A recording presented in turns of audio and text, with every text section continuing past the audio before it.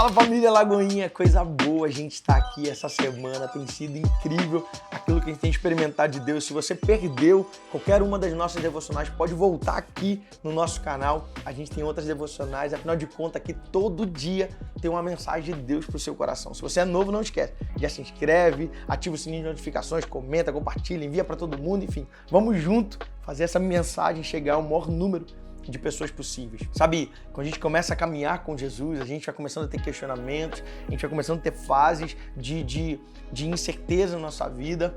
E eu tenho percebido que a maior dificuldade nossa como discípulo de Jesus é entender o que Jesus espera da gente. E essa semana eu tenho falado sobre isso. O que um discípulo pode esperar de Jesus? O que um discípulo de Jesus experimenta com ele no decorrer da jornada? Porque às vezes no começo a gente começa empolgado, mas no meio vai se tornando cansativo. No começo tudo é alegre, tudo é leve, mas parece que no meio vai ficando pesado, porque a gente vai percebendo que os discípulos comprometidos são poucos, mas a multidão desesperada e que nos suga e que compromete a nossa saúde física, a nossa integridade, ela vai só aumentando. À medida que a gente caminha com Jesus, a gente vai percebendo que o número de trabalhadores é sempre menor comparado ao número de necessitados. E é aí onde muitos de nós vamos padecendo, a gente vai começando a desanimar, a gente vai começando a retroceder em algumas áreas. Mas Jesus sempre tem renovo para nós. Eu tenho falado essa semana sobre isso e a gente está chegando hoje no ponto onde, quando os discípulos dizem para Jesus, não tem como dar comida para esse povo, não tem como. Jesus, então, dê vocês de comer. Então aqueles homens percebem que não era mais sobre um lugar para buscar comida, mas uma provisão que precisava ser apresentada. Então um menino se apresenta. É interessante porque os discípulos até apresentam Jesus a comida, mas na verdade o que eles dizem antes de dizer o que aquele menino carregava era que tinha um menino. Tinha uma provisão, tinha alguém que se disponibilizou, tinha alguém que decidiu no meio da multidão ser resposta, mesmo que fosse tão imaturo, tão pequeno, tão sem possibilidades, tinha uma resposta no meio da multidão. Enquanto o menino se apresenta, aqueles discípulos apresentam para Jesus o alimento, apresentam para Jesus os recursos. E Jesus então pega e o texto vai dizer que ele levanta aqueles recursos, ele dá graça e reparte. Irmão, entenda isso em nome de Jesus. Deus sempre dá graça pelos recursos que a gente apresenta para Ele, mas Ele sempre é agradecido pelos discípulos que se disponibilizam para Ele.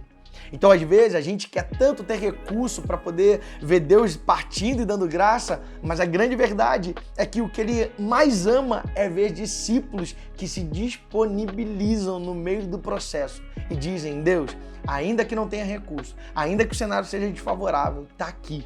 Nós estamos aqui, nós vamos permanecer. E Jesus faz aquele milagre porque os discípulos permaneceram.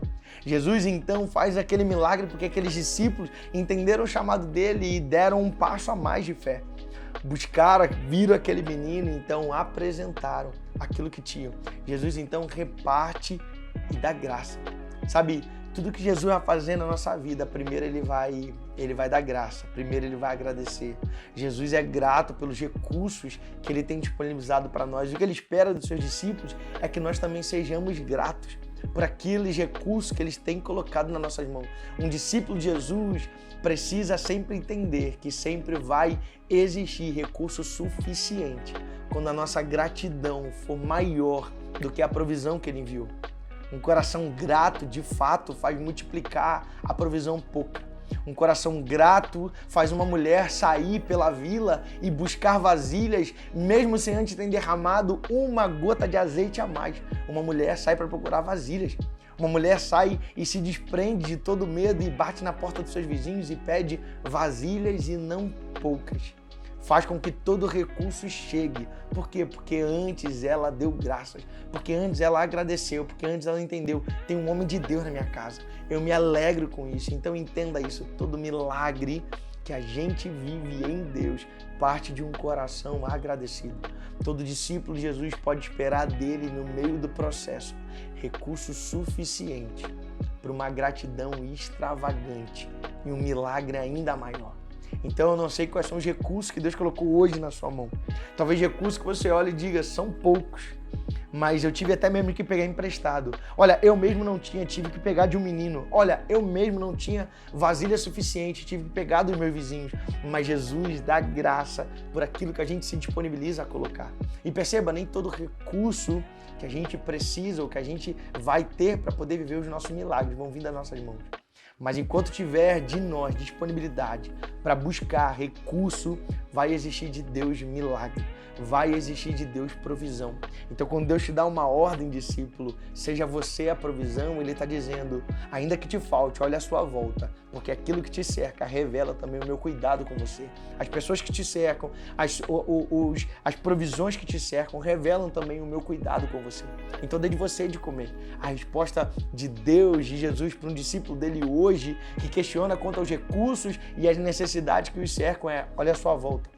Olha a sua volta. Eu quero dar graça. Eu quero junto com você agradecer a provisão que já está disponível. Que Deus te abençoe, que Deus te guarde e vamos juntos viver uma semana de renovo de Deus. Até mais, até amanhã, se Deus quiser.